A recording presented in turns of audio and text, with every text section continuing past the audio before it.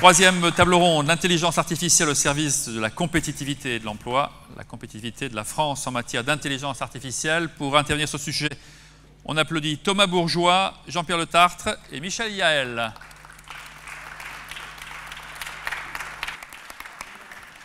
Bon, très beau film, dit Jean-Pierre Le Tartre, hein, ça vient du lab EY, donc c'est normal qu'ils soutiennent ces équipes. Bon, Jean-Pierre, on va vous soumettre au petit jeu depuis ce matin. L'IA, en quelques mots, c'est quoi pour vous? Qu'est-ce que c'est? C'est au fond une façon d'augmenter notre capacité de servir nos clients. Et c'est aussi une façon aussi d'aider nos clients à intégrer, au fond, ce que je vais dire un peu, de façon un peu très pragmatique, ce nouvel outil au service de l'homme. En fait, hein. Au fond, il y a eu la pelle, il y a eu la pioche, il y a eu le PC, maintenant il y a l'intelligence artificielle, mais c'est un outil au service de l'homme. Et d'ailleurs, dans ce lab, je vous remercie d'avoir pris le film, au fond, c'est un outil de co-développement avec nos clients autour de l'intelligence artificielle, mais autour aussi de la cybersécurité, où on développe effectivement des outils pour aider nos clients à être plus performants dans ces domaines. Et c'est l'objet de ce lab qu'on a lancé il y a moins d'un an, puisqu'on a dû le lancer en janvier-février l'année dernière. Et on est à plus de 7000 visites. De nombreux clients sont venus voir, d'organisations, d'institutions, parce qu'il est assez à la pointe. Et on développe des produits avec nos partenaires au sein de ce lab. Alors, première problématique qu'on va aborder, si vous le souhaitez bien, dans cette table ronde. On le voit depuis ce matin, la nécessité de faire émerger des champions français. Nous avons la chance d'avoir Michel Yael, qui est le commissaire général de France Stratégie. Alors, peut-être un mot de commentaire peut-être sur la place de la France. On a vu ce matin qu'on avait beaucoup d'atouts, que seul on avait beaucoup d'atouts, mais pas forcément beaucoup d'avance, que seul on aurait du mal à émerger si on n'a pas une approche pan-européenne. Quelle est votre première analyse sur les éléments de contexte, la photo du moment, et puis après on va voir comment faire en sorte de faire émerger ces champions. Bonjour, merci de cette question. On a les cerveaux, les intelligences, de la médaille Fields à des qualifications plus techniques et moins prestigieuses, mais tout aussi utiles dans une collectivité. Nous avons des champions ou des graines de champions dans beaucoup de domaines. Je ne vais pas citer là des entreprises, mais on parlera sans doute d'applications de l'intelligence artificielle. J'ai en tête, par exemple, l'interprétation d'électroencéphalogrammes en médecine, où on est leader. Je pense à des solutions de mobilité pour des transports collectifs, où nous avons aussi beaucoup d'avance. Bref, nous avons sur la table les ingrédients pour que la salade soit à peu près goûteuse et compétitive. Alors, vous me direz que ça n'est pas le seul secteur dans lequel nous sommes dans cette position, et le passé nous prouve que parfois nous avons pu s'en servir de ces atouts comme d'un levier, et parfois malheureusement nous avons un peu laissé tomber le bâton. Là, il est trop tôt pour dire si ces opportunités seront suivies d'effets ou pas, et c'est la raison pour laquelle le gouvernement souhaite se doter d'une stratégie nationale en matière d'IA. On va en reparler sans doute tout à l'heure. Bien sûr, c'est le sujet auquel nous travaillons en binôme ou en tandem avec Cédric Villani, puisque nos compétences collectives sont assez complémentaires. Se doter d'une stratégie, c'est le début de la sagesse. Ça ne veut pas dire que ça réussira, mais si on ne s'en dotait pas, ça échouerait à tous les coups. Voilà. Alors, je vais passer la parole sur la même question à votre voisin, Thomas Bourgeois, cofondateur et CEO de Datim. Un tout petit mot sur Datim, peut-être, pour qu'on sache dans quel secteur vous opérez. C'est le micro bleu.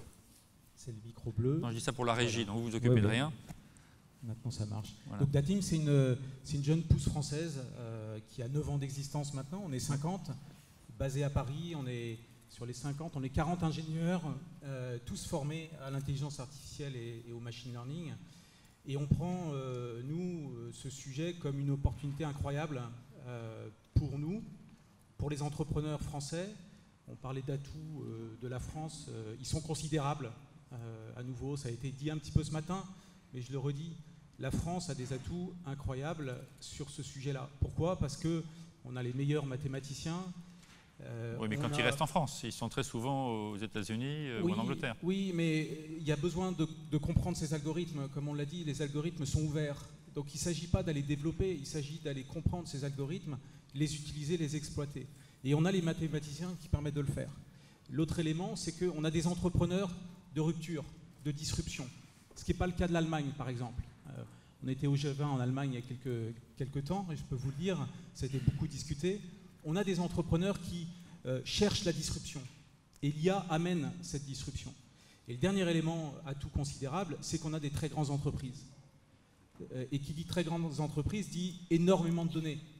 Tout le débat autour de ces données qui partent outre-Atlantique ne me concerne absolument pas. Nous sommes dans le domaine des services aux entreprises, nous sommes dans le domaine des algorithmes pour les grandes entreprises, et les données, elles sont là. Et les grandes entreprises françaises travaillent avec nous, travaillent avec les startups. Elles savent ce que les startups peuvent amener. Et ces entreprises ont de la donnée. Et cette donnée est suffisante pour renverser la table, pour créer des solutions disruptives. Et donc, voilà, je pense qu'il y a un atout considérable qu'il faut saisir dès maintenant. Juste pour être concret, puisqu'on a vu tout à l'heure qu'il fallait aller vite et être concret, et dans l'immédiateté, autant en tout cas que d'être dans la vision stratégique. Quand vous faites un appel d'offres aujourd'hui, quand vous répondez à un appel d'offres sur un marché, comment vous êtes positionné, vous, à 50 en France, face à des Américains, des Chinois Alors c'est une très bonne question. On est 50, on est petit. On est en train de faire une levée de fonds qui fonctionne très bien jusqu'à maintenant. Preuve qu'il y a une vraie appétence sur le marché et une vraie volonté des fonds d'investissement d'investir. Et pour répondre vous cherchez où vos fonds? Juste, je refais une aparté. Alors, France et États-Unis. Mais je parle à tous les entrepreneurs qui sont dans un cas de figure comme le mien. Allez-y, allez chercher des fonds. Et vous trouvez un écho en France? Il y a énormément d'échos en France. Donc, pour répondre concrètement à votre question, appel d'offres d'une très grande banque française, dont je ne citerai pas le nom. Nous l'avons remporté face à un acteur américain de la côte Est qui a levé plus de 50 millions de dollars auprès de Google Venture, GE Venture, et on a remporté l'appel d'offres. Donc c'est un élément très concret qui montre que les Français peuvent se positionner, les Français doivent se positionner, et on a tous les atouts pour le faire. Juste pour donner un petit élément concret, pratique de ce qu'on réalise, parce qu'on parle beaucoup d'intelligence artificielle, machine learning, je pense que c'est important de revenir à des use cases pour bien comprendre ce qu'on fait. Nous sommes spécialisés, Datim et sa solution Conciliator, sommes spécialisés dans la réalisation de tâches administratives des entreprises. L'IA peut permettre de reproduire des comportements humains, des tâches répétitives, complexes, et il y en a plein dans les administrations, et il y en a plein dans les back-office et dans les équipes support des entreprises. Donc nous, on s'est focalisé sur cette partie-là. L'intelligence artificielle, une fois qu'elle est entraînée par les experts, et l'expert reste au cœur de cette solution, et l'IA ne peut pas fonctionner sans expert métier, est capable de reproduire toutes ces tâches hyper fastidieuses et soulager des métiers qui sont aujourd'hui parfois en grande souffrance de par l'ensemble des volumes de données qui sont... Par exemple, l'appel d'offres que vous avez gagné, il consiste en quoi, sans citer le nom de la banque? Voilà, donc l'appel d'offres, en l'occurrence, c'était la capacité d'aller comprendre les dépenses fournisseurs d'un grand groupe placé sur plus de 30 filiales à travers le monde.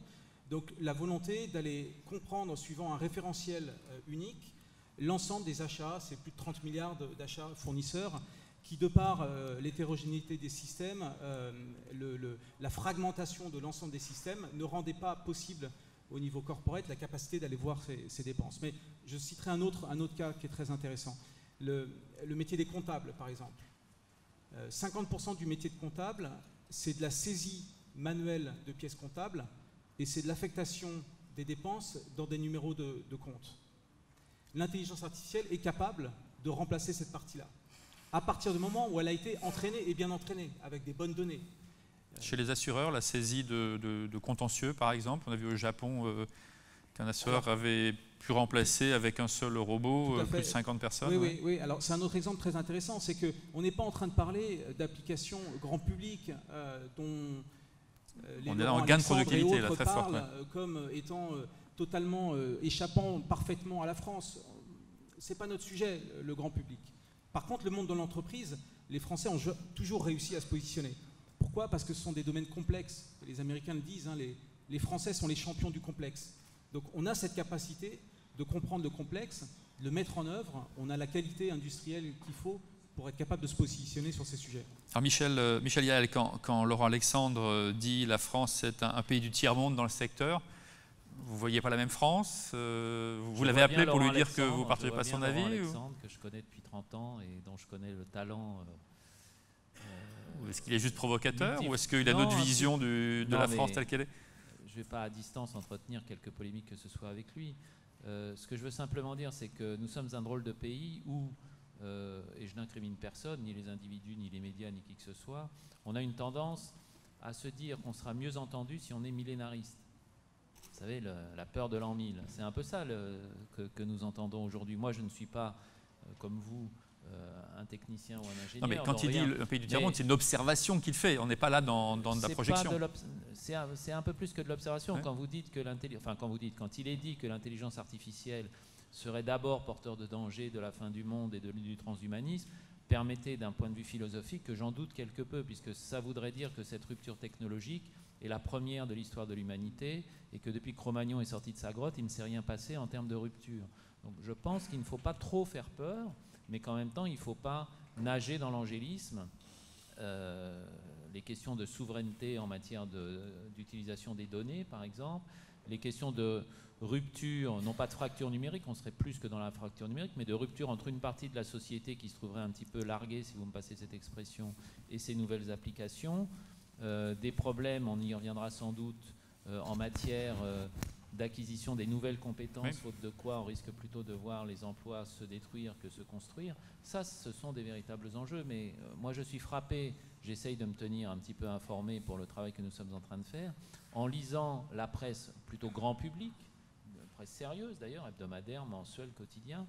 À chaque fois qu'on parle d'intelligence artificielle, alors de temps en temps on donne la parole à ceux qui travaillent, ce qui est rare d'ailleurs, et la plupart du temps, au-delà d'Alexandre lui-même, on nous explique que, en gros, c'est la fin du monde et que de toute manière, on est déjà mort puisque les GAFA sont assis sur nos petits cerveaux. Je pense que ce sont des sujets de nature assez différente. Et l'intérêt de ce genre de journée, me semble-t-il, c'est d'essayer, non pas de convaincre qui que ce soit, mais de décomposer le problème, ce qui est assez cartésien, convenons-en, et d'essayer de voir effectivement où sont les opportunités et, le cas échéant, où sont les dangers. Alors, on va voir deux axes. Premier axe avec Jean-Pierre Le Tartre, le développement sur ce domaine-là et la réflexion que les grands groupes auxquels vous associez, j'imagine, comme Accenture, des entreprises de taille plus petite. Et puis après, la stratégie développée par la France et par l'Europe pour accompagner, structurer et pousser justement le développement de l'IA et ses champions. Oui, écoutez, dans la continuation, pour répondre à votre question et dans la continuation de ce qui vient d'être dit, quelques messages. Le premier, c'est que bien évidemment, ça touche les tâches administratives à faible valeur ajoutée, mais pas que. Dans mon métier... Il a dit répétitive, complexe aussi. Hein. Complexe. Oui, dans nos métiers, l'intelligence artificielle joue. Elle joue de plus en plus dans le métier d'avocat, elle joue bien entendu dans le métier d'auditeur et dans le métier de consultant. Donc aujourd'hui, c'est des outils, je rappelle, c'est un outil, c'est pour ça que je rejoins aussi ce que vous disiez, il ne faut pas en faire non plus quelque chose de la fin du monde. C'est un outil, comme tous les outils, il faut apprendre à s'en servir, il faut le connaître, l'utiliser, l'intégrer et en tirer les bénéfices. Mais donc cet outil, on l'utilise de plus en plus dans l'ensemble de nos métiers pour effectivement faire à la fois de façon plus exhaustive et plus en profondeur, au fond des travaux qu'avant l'être humain pouvait faire, ou le jeune diplômé. Ça, c'est le premier point. Deuxième commentaire, c'est que dans une entreprise, dans une grande entreprise, le sujet de l'intelligence artificielle, c'est d'abord une prise de conscience de ce que ça peut avoir comme impact, et ça, le temps de la prise de conscience est un temps relativement long. Ensuite, c'est intégrer des éléments de changement, c'est-à-dire comment je peux commencer à mettre de l'intelligence artificielle dans tel et tel département, dans telle et telle offre, dans tel et tel service, en faisant venir des compétences, en utilisant des cabinets externes qui peuvent faire pour moi, comme vous le faites, un certain nombre de produits, d'outils, pour mettre la graine qui petit à petit va entraîner la transformation de l'entreprise. Donc ça, c'est des éléments. Et puis, le troisième lien aussi, c'est le lien avec des alliances avec soit des grands acteurs, soit des startups. Et aujourd'hui, c'est vrai que vous en parliez tout à l'heure comme un avantage de la France, le dynamisme de nos startups et en même temps la présence de grands groupes dans beaucoup de secteurs d'activité majeurs pour l'avenir du monde en France est un atout majeur et que ces liens entre grandes entreprises et startups sont aujourd'hui un vecteur de développement et de transformation et de valeur ajoutée complémentaire. Donc c'est la troisième voie qui peut être utilisée. J'ajouterais que quand on est à la tête d'une entreprise et qu'on cherche à mettre en place ces nouveaux outils, la question est bien entendu de les mettre en place, mais la question c'est le rythme de la mise en place. Et moi je pense que la question majeure qu'on a en tant que chef d'entreprise devant une transformation de ce type, c'est à quel rythme je le fais. Je vous donne un exemple pour nous, sur une de nos activités.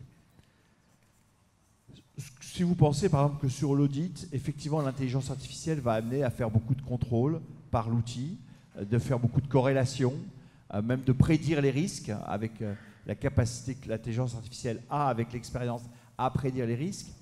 C'est sûr qu'il y a beaucoup de travaux qui sont faits par des jeunes diplômés qu'on recrute. On en recrute, je vais dire, sur la place de Paris, pour prendre seulement la place de Paris, je vais dire entre CDI et stage, allez, je vais dire 4000, qui sortent tous des écoles dans lesquelles vous espérez que vos enfants sont, et ils y sont peut-être aujourd'hui. Eh bien, demain, on en aura peut-être besoin, pour faire cette tâche-là, que de 2000, je ne sais pas vous dire le chiffre. Donc, à quel rythme on fait cette transformation? À quel rythme je recrute moins parce que j'aurai les outils? Parce que si je recrute moins et que je n'ai pas les outils, je ne sais plus faire servir mes clients. Donc la question du rythme est importante. Et ça, c'est vraiment, je pense, et je ne sais pas si quelqu'un a la solution, je la prends d'ailleurs, c'est que le rythme aujourd'hui est quelque chose d'extrêmement prégnant, très important. Et le deuxième point, c'est comment je forme. Et comment je forme l'intérieur de ma population à faire d'autres choses, puisque l'intelligence artificielle va m'amener à ce que l'être humain fasse d'autres choses, apporte plus de valeur ajoutée. Et donc, c'est la formation. Donc, le rythme et la formation sont pour moi deux questions majeures qu'on a dans l'agenda quand on mène une transformation de ce type de l'entreprise. Et je me dis aussi la structuration de la démarche qui est la vôtre. On a vu que vous avez monté un lab. Comment vous êtes Mais organisé? le lab, c'est quoi? Le lab, au fond, il y a un an, on dit on va faire un lab. Tiens, Jean-Pierre, ça coûte tant. Tiens, un lab, c'est quoi? D'abord, on va vous dire les choses. Mais c'est quoi? Il y a un an, je me disais, qu'est-ce que je vais mettre dans un lab? Non, mais je vous le dis très sincèrement, d'ailleurs. Si certains d'entre vous disent qu'ils l'auraient su il y a un an, tant mieux. Mais moi, je ne le savais pas véritablement. Je le dis à mon âge. Aujourd'hui, c'est nourri. Et en fin de compte, ça a été un agent de transformation. Beaucoup de gens disent, mais qu'est-ce qu'on va faire avec ça, Jean-Pierre? On peut mettre de l'argent dans d'autres choses, etc. Et en fin de compte, tout le monde est pour. D'ailleurs, on l'a grandi. On l'a grandi, puis on va le développer dans notre ville. On l'a connecté, parce que l'autre ville, dans le réseau, on l'a connecté à 25 autres labs à l'intérieur du réseau. Et et c'est devenu un outil. Et les gens l'utilisent, font venir des clients, développent des applis. Donc c'est vraiment rentré. Donc on a fait une transformation en mettant là. Mais je vous dis très sincèrement, on n'a pas fait de business plan avant de faire l'investissement dans le lab. Personne ne savait ce que ça pourrait générer comme revenu. Vous êtes preneur, vous, de collaboration plus fréquente avec les grands groupes, ou est-ce que ce n'est pas nécessaire? Si, dans bien votre sûr, exemple, comme je l'évoquais tout à l'heure, il y a une vraie richesse cumulée à fonctionner entre grands groupes et start-up, ça j'en suis convaincu. Ce d'autant que nos solutions s'adressent à des grands groupes. Donc tout usage qui vient de ces grands groupes était intéressant parce qu'il y a une vraie réponse, pour peu que ce soit, une fois encore, des tâches qui soient répétitives, à haute valeur, parce que sinon, il n'y a pas besoin d'intelligence artificielle. Des petits robots logiciels existent depuis très très longtemps. Là, on parle vraiment de tâches complexes, de tâches répétitives complexes, et c'est là-dessus que le machine learning se positionne. Il y a un élément important tout à l'heure que Jean-Pierre a évoqué, c'est effectivement la formation. L'intelligence artificielle est en train de modifier profondément toute une série de métiers, ça on l'a déjà dit, mais également les métiers du développement logiciel et les métiers de l'informatique de start-up comme les nôtres. On est en train de... J'ai l'habitude de dire que nous, on développe des solutions qui ne se programment pas. Une start-up qui a beau être très évoluée avec plein de compétences de développement, réaliser des solutions qui ne se développent pas, c'est compliqué. Ça veut dire quoi? Ça veut dire qu'effectivement, il il y a tout un comportement à réapprendre de la part des ingénieurs, de la part des développeurs, jusqu'aux acteurs du marketing, parce que l'apprentissage qui est apporté à l'intelligence artificielle modifie profondément, et c'est là qu'on parle de disruption. Hein. Je peux dire aujourd'hui que dans 10 ans, il y a les entreprises qui auront compris l'intelligence artificielle, qui ont mis en place du machine learning, et les autres, tout comme il y a eu celles qui ont réussi à passer en SaaS, pour ceux qui connaissent, par rapport à celles qui ne faisaient que du on-premise au niveau logiciel. Là, c'est à peu près la même disruption à une puissance 10 à peu près. Donc il y a une vraie disruption sur le marché, il y a un vrai besoin également pour les métiers techniques d'évoluer fortement, car ce sont des comportements de développement qui sont totalement différents.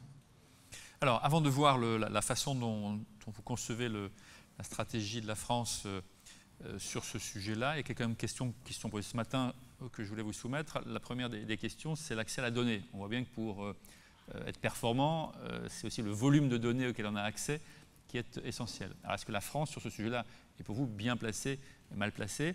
Et ensuite, comment on favorise l'accès à la donnée? Alors, il y a dans cette affaire des questions d'ordre économique, beaucoup qui relèvent plutôt d'un cadre juridique. Également, oui. Et puis pas mal, effectivement, qui sont purement techniques ou pratiques. Par exemple, dans la réflexion que nous menons sur l'intelligence artificielle, nous allons creuser le sujet dans 3 secteurs qu'on a choisis, pas tout à fait par hasard: la santé, les transports, la banque. Vous voyez bien que dès qu'on parle, je ne parle que de la santé, de la question de la donnée en matière de santé, on est typiquement face à, je dirais, une appréciation un peu dialectique. D'un côté, la France a le système d'information en matière de santé que tous les pays industrialisés aimeraient avoir, avec une extrême centralisation, parfois ça a du bon, qui s'effectue autour de la sécurité sociale, de l'assurance maladie. Le système d'information de l'assurance maladie est une banque de données absolument incroyable, parfaitement homogène, très bien gérée depuis des années, et qui permet, peut-être pas dans toutes les branches de la santé, mais sur beaucoup de sujets, de faire des analyses extrêmement fouillées d'un certain nombre de phénomènes et de pathologies, de coûts associés, etc. Et d'un autre côté, je n'ai pas dit en même temps, et d'un autre côté, nous sommes dans les données qui sont médico-administratives, et donc qui dit médico-administrative dit médical, avec des problématiques d'accès aux données, de secret médical, de propriété des données, puisque les données de santé sont la propriété des patients, ce que nos amis médecins oublient parfois, et les hôpitaux aussi. Donc voilà, il est difficile, me semble-t-il, d'avoir une vision totalement transverse de la question que vous posez, même s'il peut y avoir des principes communs, et il faut les regarder secteur par secteur, parce que les affaires ne vont pas se jouer exactement de la même manière, y compris d'ailleurs l'appréciation qu'en auront des instances comme la CNIL. Votre réflexion, elle est purement française, ou est-ce que vous avez dès le départ intégré une dimension européenne, ou France dans l'Europe? Quelle est votre approche? C'est plutôt France dans l'Europe. On essaye de voir ce qui se passe autour de nous. Bon, la modestie conduit à penser qu'on va avoir du mal à tout faire en si peu de temps. Donc, d'une certaine manière, on y revient, puisqu'il y a déjà eu un rapport très important qui a été publié l'année dernière, oui, qui était une sorte de première tentative, de premier dessin général pour une stratégie nationale d'intelligence artificielle. Et là, si vous me passez cette expression familière, nous passons avec d'autres la deuxième couche. Donc petit à petit, ça va être un processus itératif. Il n'est pas exclu, vu l'allure à laquelle ces progrès se développent, qu'il faille y revenir encore une fois ou deux fois dans les 2 ou 3 ans qui viennent, pas dans les 20 ou 30 ans. Et ce qui change fondamentalement la donne en termes de contexte, c'est la rapidité. Et justement, c'est ça qui interroge notre capacité collective et individuelle à s'ajuster à un monde qui change à toute allure, mais qui nécessite qu'on adapte les organisations à un rythme qui, lui, soit davantage accordé à ce que sont les réalités humaines. Justement, c'est le reproche qu'on faisait ce matin, un des intervenants, sur la vitesse, la capacité en tout cas de mise en œuvre, la rapidité avec laquelle il fallait mettre en œuvre, versus les rapports, les réflexions et peut-être le cliché qu'on a autour de l'action publique et politique, qui par définition, en tout cas par cliché, est beaucoup plus lente, moins réactive et plus administrative que l'entreprise. Oui, on voudrait faire tout et son contraire, c'est toujours On voudrait amener le public à aller plus vite. Oui. Alors d'ailleurs, le public, il va lui arriver un certain nombre de choses s'il ne s'y prépare pas, car nous avons choisi ces 3 secteurs. Il y en a un autre qui est intersectoriel, qui est le service public. Ça a été dit tout à l'heure, l'IA va avoir des impacts tout à fait considérables, a déjà des impacts dans le traitement de données récurrentes de type administratif, c'est ce que vous faites pour les entreprises. Pensez ce que sont les services publics ou le tertiaire public. Je parlais de la sécurité sociale. Que seront les caisses de sécurité sociale dans 5 ans? On n'en sait rien.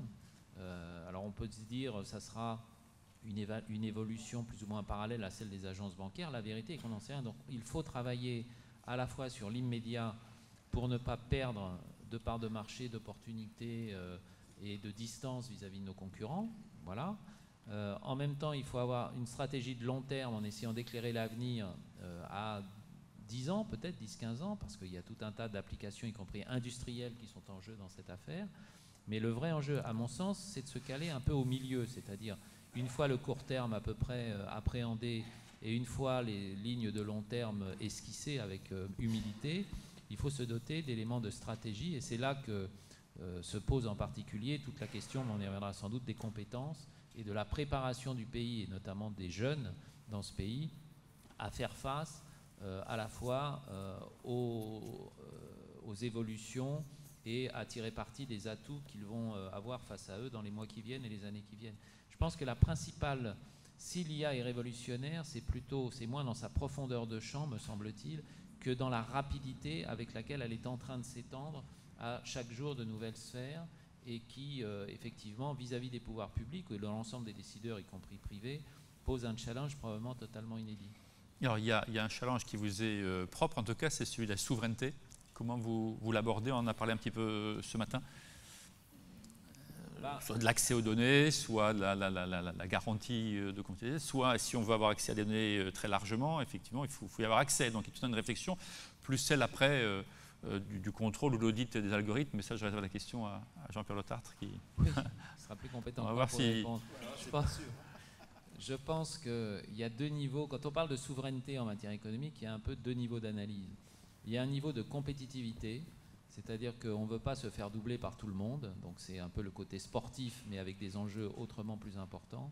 Donc c'est la question de la capacité du pays, de la base France, à être au rendez-vous et à ne pas se faire passer devant par de grandes nations ou de plus petites nations qui, pour des raisons diverses et variées, sont plus ou moins agiles, plus ou moins préparées. Et aussi par l'effet de taille, quand on voit la Chine ou bien les États-Unis. Bon, donc ça, je pense que ce sujet-là n'est pas propre à l'IA, il suffit de regarder notre balance commerciale.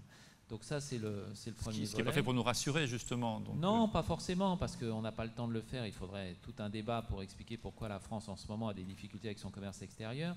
Il y a aussi quelques bonnes raisons, si je puis dire, et qui ne sont peut-être pas si inquiétantes que ça, c'est que la croissance repart. Voilà, et quand la croissance repart, nous, on importe. Donc ça, c'est un peu plus embêtant. Et le deuxième sujet, qui est peut-être plus problématique en termes de souveraineté, c'est l'accès à des données qui pourraient se trouver ou qui pourraient se révéler, compte tenu de la concurrence, non disponibles. Bon, je vais vous prendre un exemple qui n'a rien à voir avec l'intelligence artificielle, ou en tout cas très indirectement. Prenons l'exemple, par exemple, des médicaments. Beaucoup de grands pays estiment qu'il est fondamental de produire un certain nombre de médicaments, par exemple de vaccins, sur le territoire national pour des raisons de sécurité sanitaire et de capacité à fournir sa population en cas de pépin. Parce que quand on est dépendant, ce que sont un certain nombre de pays qui nous entourent, de la production d'autres États, on n'est pas à l'abri, non pas d'une guerre évidemment, mais d'un conflit, d'un problème d'approvisionnement, etc. Donc je pense que cette question de la disponibilité des données est probablement aujourd'hui, me semble-t-il, plus importante, pas plus inquiétante, mais plus importante que la première question, qui est une question de concurrence sur laquelle il me semble, ça a été dit par mes voisins et je pense précédemment, la France n'a ni à rougir ni à s'inquiéter trop. Alors, est-ce que vous avez vous allez créer un département audit d'algorithmes Oui, bien sûr. Chez EY. Oui. Je voudrais, avant de répondre à votre question, je voudrais simplement dire un point, c'est que n'attendons pas trop de la puissance publique, avec tout le respect que j'en ai, dans ce domaine. C'est notre responsabilité à chacun d'entre nous, de comprendre ce qui se passe et donc de se former. Je dis souvent chez moi à mes experts en droit ou en comptabilité, vous apprenez la loi de finances, il faut apprendre l'intelligence artificielle aujourd'hui. C'est comme, c'est comme vous avez appris du droit, de la compta, il faut apprendre ce que veut dire l'intelligence artificielle dans nos métiers. Donc il faut absolument que chacun et chacune d'entre nous s'y mette. Et chaque entreprise doit s'y mettre. C'est ça notre première responsabilité qui me paraît extrêmement important avant d'attendre le plan calcul sur l'intelligence artificielle. Deuxième commentaire, sur les questions de la data étant maintenant la valeur, hein, puisque c'est quelque chose aujourd'hui qui a une valeur qui est de plus en plus une valeur forte, hein, c'est la question de la fiabilité et de sa protection. C'était votre point. Sur la question de la fiabilité, c'est sûr que là, on a des sujets qui vont, d'ailleurs, qui dans nos métiers peuvent être des sources de nouvelles offres, d'ailleurs, de déploiement de est-ce que vous pouvez m'authentifier cette data? Est-ce que vous pouvez m'authentifier cet algorithme? Parce que le risque d'un algorithme, c'est que s'il comprend quelque chose qui ne marche pas, c'est une catastrophe. Donc on va avoir de plus en plus un besoin de donnez-nous confiance dans les datas, donnez-nous confiance dans les algorithmes. Et donc c'est vrai que là, c'est des opportunités de mission pour des cabinets indépendants de nature audit pour donner confiance sur ce monde de la data. Ça, c'est un élément extrêmement important. Et puis après, il y aura toute la question de la protection. Et là, en dehors de tout ce qui est cyber et toutes ces choses-là, c'est qui a accès, comment on a accès. Et là, en dehors des moyens qu'on doit mettre aussi chacun d'entre nous à investir dans la protection de nos data, parce que c'est à nous de nous protéger aussi, il y a la question de la règle. Et là, le rôle de la sphère publique revient, et à mon avis, a un vrai rôle, c'est qu'est-ce qu'on se fixe comme règle d'accès aux data. Et là, le sujet, il n'est malheureusement pas que français, hein, il peut être aussi, il est au moins européen et international. Et là, il y a vraiment un sujet de gouvernance mondiale, je pense, sur l'accès aux data et sur l'utilisation qu'on en fait et qui y a accès. Alors, je ne sais pas si on arrivera un jour à faire une grande conférence internationale du gouvernement sur l'accès aux data, peut-être, hein, comme d'ailleurs on l'a fait pour l'environnement, d'ailleurs, hein, d'une certaine façon. On pourrait faire un parallèle entre ce qu'ont fait les États, la prise de conscience mondiale sur l'environnement, avec une prise de conscience mondiale sur les data. On pourrait très bien faire ce parallèle. Mais en tout cas, ce que je puis dire pour les personnes qui sont dans cette salle, c'est d'abord à nous en occuper, parce que ça va tellement vite qu'on ne peut pas attendre, et c'est normal parce que le temps du public, c'est un temps qui est tel qu'il est, avec ses contraintes, parce que sinon on fera sortir du marché. Je voudrais juste compléter Thomas Bourgeois. avec, ma vision d'entrepreneur de terrain. Les datas ne sont pas un obstacle. Aujourd'hui, on véhicule et on utilise énormément de data venant des grandes entreprises avec lesquelles on travaille. Ce n'est pas un obstacle, les datas sont là et les datas sont sur nos serveurs. Par contre, ce qui est fondamental, c'est effectivement la protection de ces données, la confidentialité, la capacité à maîtriser cette sécurité à tout moment. Et ça, c'est fondamental dans une entreprise aujourd'hui qui se lance dans le SaaS et dans les données, qui est d'être capable à tout moment de garantir la sécurité de ces données. On a très régulièrement des audits qui nous sont faits par nos propres clients qui viennent tester la capacité de nos serveurs à être totalement étanches. Voilà. Donc, j'en parle pour nos amis entrepreneurs. C'est une fonction fondamentale, comme le sont d'autres fonctions de type interface, UI, UX, etc., pour ceux qui connaissent. La partie confidentialité de données, sécurisation des données est fondamentale pour toute entreprise qui se crée aujourd'hui. Alors, troisième point, et après on élargira bien sûr aux questions que vous souhaitez poser, c'est la question de l'emploi et plus globalement savoir, et on voit que pour l'instant toutes les hypothèses sont ouvertes, ça peut détruire pour certains beaucoup d'emplois, ça peut créer pour d'autres, et au milieu il y a certainement une logique que Michel Yael a rappelé, vous êtes plusieurs à avoir rappelé, qui est celle de la formation. Soit effectivement on a un programme de formation. Avant de poser la question sur l'emploi indirectement, je préfère aborder la question par la formation, par l'expertise. On voit bien que si on développe de l'expertise et de la formation, on va peut-être pouvoir créer des emplois plus fortement que si on dépend directement de l'IA sans rien pouvoir maîtriser. Donc comment vous abordez-vous la question d'un point de vue de France Stratégie, qui est quand même une des responsabilités fortes d'un gouvernement, en tout cas d'une puissance publique, qui est de dire on développe des programmes, non pas seulement pour les programmes ou pour la création de valeur, mais pour le bien-être du pays. Et là-dedans, il y a forcément la création d'emplois. Ou le maintien, si on est un tout petit peu neutre. Alors, ce que je dirais que les enjeux de l'IA sont venus confirmer et conforter une démarche que nous avons depuis des années maintenant à France Stratégie dans l'héritage du commissariat au plan, qui est ce qu'on appelle la prospective des métiers et des compétences, qui est un terme un peu pompeux, mais enfin qui veut en gros dire ce qu'il veut dire. Et donc nous produisons avec d'autres un travail qui est maintenant assez diffusé et qui donne à échéance régulière une prospective en la matière à 10 ans. Qui fait ça? France Stratégie? D'accord. Et donc on le fait depuis quelques années, et donc désormais nous avons une vision, alors une vision qui est parfois moins précise que ce que l'on pourrait espérer, bien entendu, de ces questions à 2022, et on va faire une version 2025. Mais est-ce que je vais sortir un petit peu du sujet, parce que c'est une question qu'on se pose, est-ce que ces éléments-là, ces données justement que vous produisez, sont partagées avec les universités, avec les acteurs de la formation? Elles sont partagées, mais elles sont coproduites, puisque nous ne sortons pas ça de notre cerveau fatigué. Donc c'est un travail collectif, prospectif, mais collectif. Ce que je veux dire, sans être trop long sur l'IA, c'est qu'au fond, en la matière, c'est une différence de degré et pas de nature. C'est-à-dire que ces questions d'adaptation de la force de travail ou de ce qu'on appelle le capital humain, ce qui est un terme qui ne sonne pas très bien en français, ou nos ressources humaines, c'est quelque chose avec quoi la France se débat depuis pas mal d'années et sur d'autres sujets. Les débuts du numérique sont quand même maintenant une histoire presque ancienne. Je cite toujours ce paradoxe, sans vous abreuver de chiffres.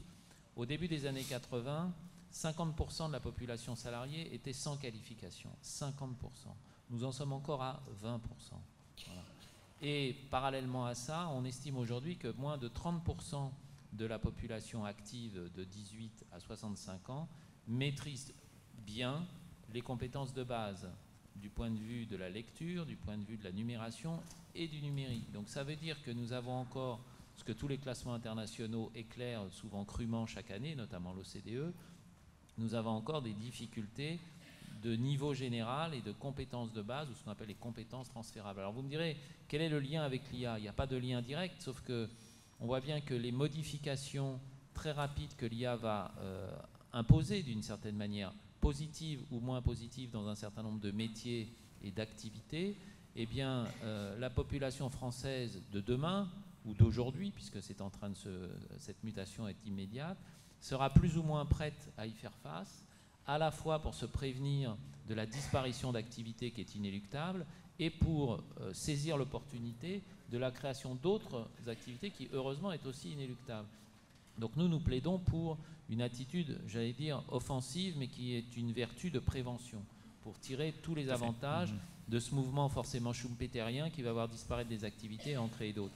Je donne un autre exemple. Dans cette prospective, l'emploi ou les activités qui sortent en tête à un horizon 2022, c'est quoi? Ce sont les emplois de service. Toutes choses égales par ailleurs, nous considérons que d'ici, dans les 5 ans qui viennent, il y aura entre 300 et 400 000 besoins de création d'emplois dans ces emplois de service pour des raisons évidentes liées en particulier à notre démographie. On voit bien qu'à cet horizon, les emplois de service ne seront peut-être pas des emplois très hautement qualifiés, mais ils seront sans doute assurément plus qualifiés qu'ils ne le sont aujourd'hui parce qu'il y aura besoin de maîtriser, on ne sera pas dans l'IA forcément, mais en tout cas dans le maniement d'un certain nombre d'outils numériques. Si nous ne préparons pas les futurs candidats et candidates à ces emplois maintenant dans un environnement de demain, eh bien ces emplois ne leur seront pas réservés et iront ailleurs ou ne seront pas pourvus. Thomas Le Bourgeois. L'impact sur l'emploi, nous on le vit tous les jours, je l'ai évoqué tout à l'heure, un grand besoin de se remettre à niveau, de faire évoluer nos métiers, et encore une fois, même dans les métiers du numérique, un chef de produit, un product manager devra avoir des compétences radicalement différentes d'aujourd'hui. Donc il y a un vrai besoin, il va y avoir un grand besoin de formation et d'évolution de l'ensemble de ces métiers. On le voit dans les métiers sur lesquels on travaille. Le métier de comptable, je l'ai évoqué tout à l'heure. Nous, on est convaincus que l'IA ne va pas remplacer des métiers.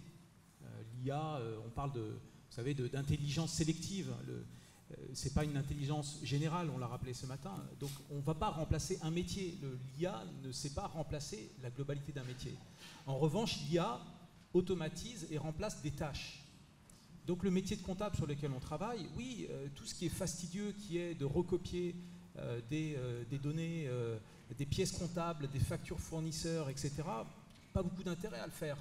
la machine sera capable de le faire. D'accord. Mais ça, sur un cabinet comptable de 50 personnes, ça va éliminer un certain nombre de collaborateurs. Alors ça va faire évoluer les métiers. Aujourd'hui, à niveau de formation égale, oui, il y a de personnes qui vont... Il y a un vrai accompagnement du changement pour dire les choses. On travaille avec des gros cabinets de comptables, de plusieurs milliers de comptables, et ils ont déjà anticipé ça. C'est-à-dire qu'il y a une évolution de ces métiers à prévoir, à anticiper, à discuter avec les syndicats, à discuter avec les ressources humaines, parce que c'est indéniable. Mais comme il a été évoqué tout à l'heure, comme tous les métiers ont su évoluer jusqu'à maintenant, il y a une notion de rythme, effectivement, qui s'accélère, sans doute, et c'est ça qui rend la chose compliquée. Mais tous les métiers ont évolué, et ces métiers vont devoir évoluer, effectivement. Ouais. D'accord. Est-ce que le métier de président ou de CEO est menacé? Alors, avec plaisir, si on me donne la solution, je travaillerai moins. Mais non, je pense que ça, encore une fois, moi je ne crois pas que l'IA va remplacer les métiers. L'IA ne va pas remplacer des comptables, des gestionnaires de paye sur lesquels on travaille, qui sont des métiers très difficiles parce que sous très très forte pression. C'est pas très connu, mais il y a, j'irai même un cran plus loin dans ce que nous on voit. Et je ne citerai pas le nom d'une grande société dans le luxe, mais pour lesquelles on a équipé les 50 gestionnaires de paye. Ce sont des femmes qui subissent une pression considérable parce que la paye, il faut la sortir tous les mois. Et tous les mois, il y a plein de problèmes. C'est des métiers en souffrance. Et l'IA peut venir soulager ces métiers. L'IA peut accompagner, nous on parle d'assistants numériques ou de compagnons numériques. Et je peux vous le dire, pour l'avoir vécu avec ces 50 gestionnaires de paye chez L'Oréal, que ça a transformé leur métier. Ça leur a permis effectivement d'aller beaucoup plus loin, de se concentrer sur la notion de service aux salariés plutôt que des tâches répétitives et peu intéressantes. Ok. Qu'est-ce qui souhaite élargir, approfondir? Monsieur, ou peut-être après monsieur, quelqu'un qui n'a pas encore parlé? Mais court. Hein.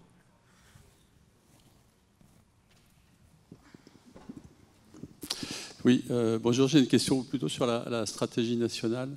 Il y a une loi qui permet au musée, je crois, ou à l'État de faire préemption sur l'achat d'œuvres d'art et de les conserver sur le territoire. C'est lié à notre aspect de positionnement touristique de la France. Est-ce qu'on peut imaginer la même chose sur les start-up?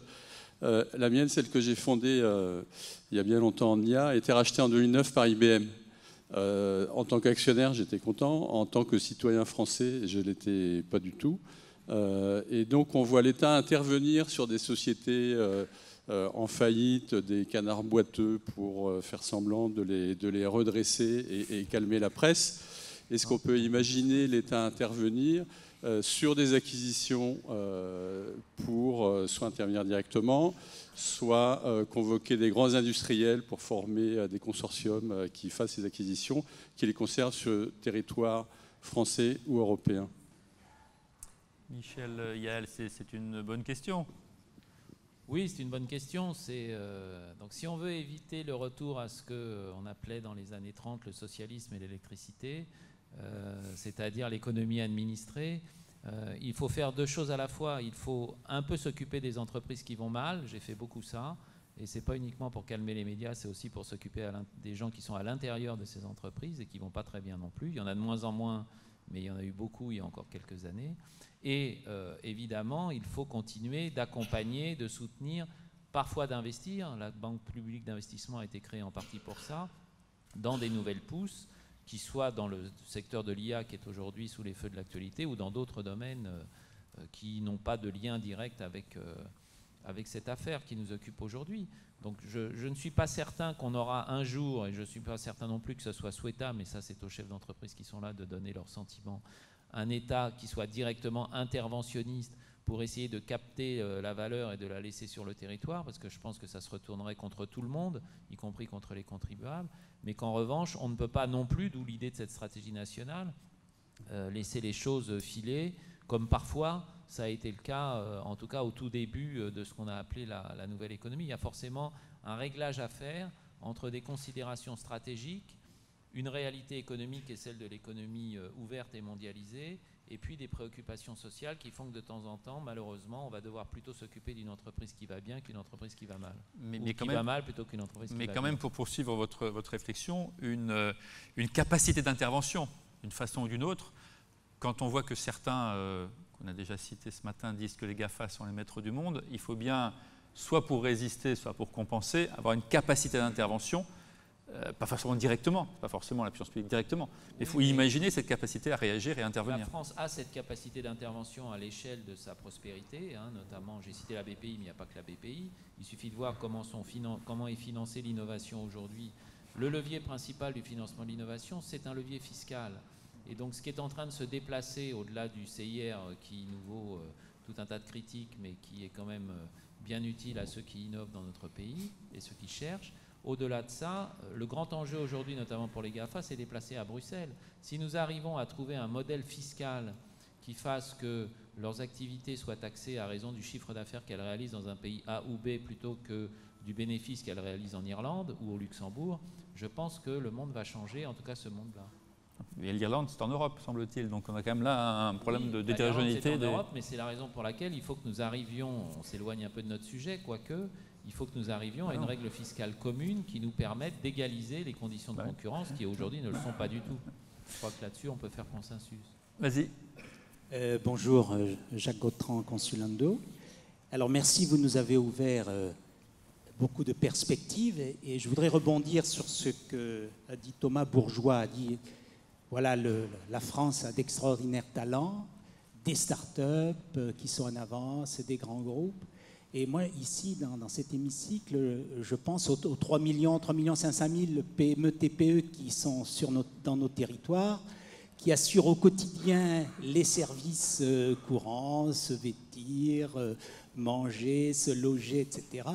Or, comment pouvez-vous transférer à toutes ces entreprises de terrain les extraordinaires avancées que vous avez annoncées? Michel Yael, à juste titre, a parlé des entreprises de services à la personne.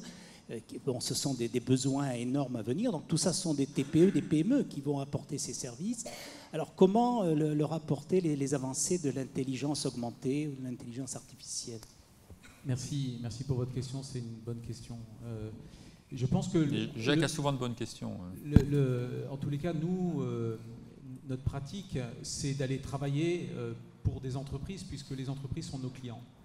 Et effectivement, on travaille avec, notamment, je citais un certain nombre de cabinets comptables, qui sont des petits cabinets, et il y a une vraie capacité pour ces PME à comprendre les enjeux, à vouloir les anticiper, sans doute pas toutes les PME, mais en tous les cas celles que nous on rencontre, avec lesquelles on travaille, et une vraie capacité à être maître de ce changement, à anticiper, à former, à réfléchir au sein des ressources humaines, parce que c'est compliqué, ça demande du temps.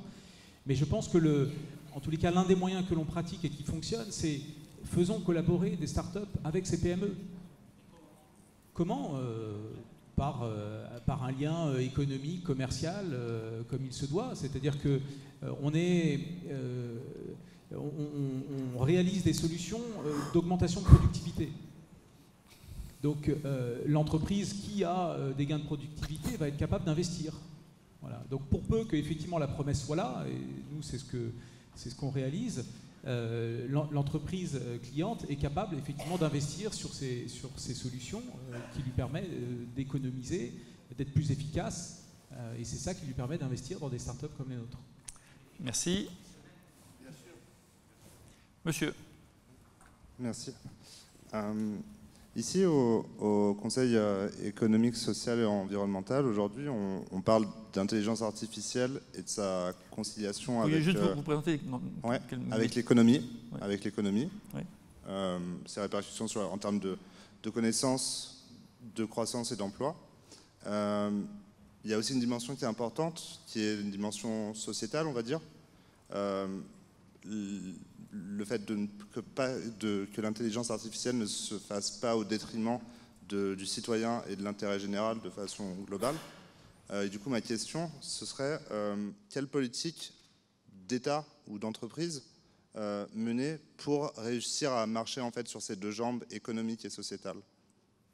Merci beaucoup. On passe à une autre intervention, puis après on va conclure sur ces 2 dernières questions. Monsieur. Désolé.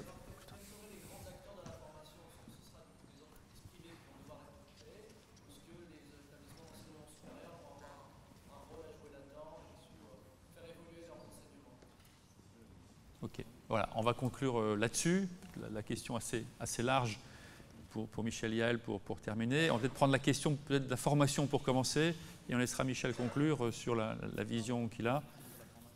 Et on ira déjeuner. Sur la formation, et pour répondre à la question de Jacques aussi tout à l'heure, en fait, il y a tout ce qui s'organise autour aussi des fédérations professionnelles, choses comme ça, je vois le MEDEF, ils ont lancé des initiatives pour justement former le tissu des PME sur les questions d'intelligence artificielle. Alors, sur la formation initiale, on peut dire, ou la formation continue, les organisations de formation, les écoles ont intégré de plus en plus. Je veux dire, par exemple, il y a beaucoup d'écoles de commerce aujourd'hui qui font un double cursus, école d'ingénieur, école de commerce. D'ailleurs, nous, c'est des profils qu'on aime beaucoup, en fait, hein, ces gens qui ont ce double cursus. Donc, c'est intégré de plus en plus, mais il y a un effort encore qui est colossal à faire, à la fois dans la formation initiale, la formation permanente, sur ces notions, mais qui sont quand même aujourd'hui des choses qui sont connues aujourd'hui des responsables de la formation professionnelle. Je voulais comme dire un petit mot simplement sur la question sociétale, si tu me permets. Bien sûr, bien sûr.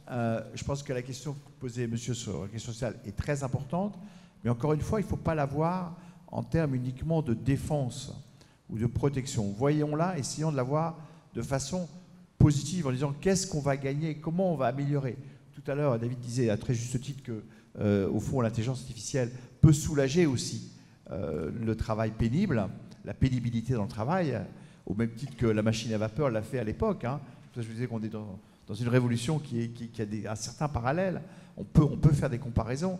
Et donc, l'intelligence artificielle est aujourd'hui aussi peut-être un atout majeur aussi pour la société. La question, c'est que toute nouveauté, il faut réfléchir et avoir des prises de conscience. C'est pour ça que je pense que des réunions comme aujourd'hui et d'autres réunions sont importantes, non pas uniquement pour les entreprises, mais aussi pour que chacun et chacune d'entre nous réfléchisse bien à son comportement face à ces nouveaux outils.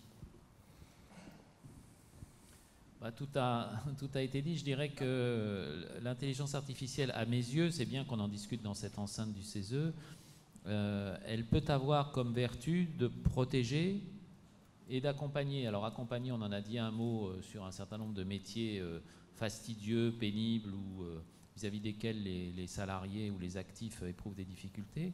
Mais il faut aussi pouvoir communiquer sur ces apports actuels ou futurs dans des domaines de la protection des individus et même de la planète. Je prends 2 exemples. On voit bien qu'en matière de prévention des accidents de la route et de la sinistralité qui est liée à l'utilisation parfois un peu inconsidérée des véhicules de divers types, l'IA va nous apporter, en traitant un maximum de données, de façon assez simple, me semble-t-il, des outils qui vont permettre de corriger des erreurs, de corriger des trajets, de corriger parfois des comportements. Mais on a aussi aujourd'hui des développements considérables qui se font en matière environnementale. On développe comme ça, avec d'autres techniques, des drones, des satellites, etc., la surveillance des forêts, par exemple, et de la déforestation. Évidemment, ce sont des centaines de millions de données. Si l'IA ne vient pas au secours du traitement de ces données, on n'en fera rien. Or, l'IA vient à ce secours et est aujourd'hui un des grands espoirs de ceux qui s'intéressent un peu à l'avenir de la planète. Alors, ça ne veut pas dire que l'IA, a une vertu messianique. Ça veut dire qu'il faut que, on développe le dialogue, l'information, la communication et la connaissance autour de ces enjeux. Puis deuxièmement, qu'on se rappelle que les démocraties sont aussi faites pour s'organiser de sorte à éviter les dérives. Et c'est probablement un des sujets sur lesquels il faut qu'on travaille collectivement dans les mois et les années qui viennent. Mon mot de conclusion serait de rappeler d'aller dans l'IA, ne pas avoir peur, n'ayez pas peur, disaient certains. Il y a une vraie opportunité pour les Français, il y a une vraie opportunité pour les entrepreneurs français. Moi, je souhaite que les entrepreneurs de l'IA se montrent plus, participent plus à des débats comme cela, et je vous remercie de m'avoir invité pour ça. Un élément qu'on n'a pas évoqué, c'est dans toute cette transformation des métiers, j'en terminerai là, c'est de dire que beaucoup de métiers reviennent grâce à l'IA. Beaucoup de métiers qui ont été externalisés, outsourcés, loin, voire très loin, sont en train de revenir parce que l'IA est capable d'aller robotiser, d'aller réaliser toutes ces tâches qui, pour des raisons de coût, ont été envoyées ailleurs. Et là, il y a aussi un sujet très intéressant à reprendre, parce que pour faire fonctionner ces machines, encore une fois, il faut des humains, il faut des experts, et ces experts, ils seront en France. Voilà. Donc c'est aussi des sujets sur lesquels il faut travailler quand on étudie tous ces mouvements d'évolution de métiers et de localisation des métiers. Merci beaucoup à vous toutes et vous tous. Merci à tous les trois.